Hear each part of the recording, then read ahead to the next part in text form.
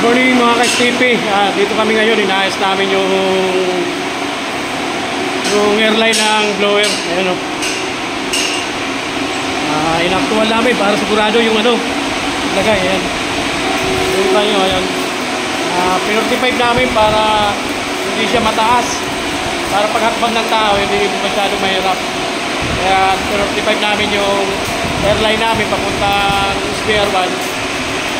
Para hindi paghakbang ng tao, yung operator nag-maintain, hindi mahirap. Kaya yan, mga ka-STP, ayan o.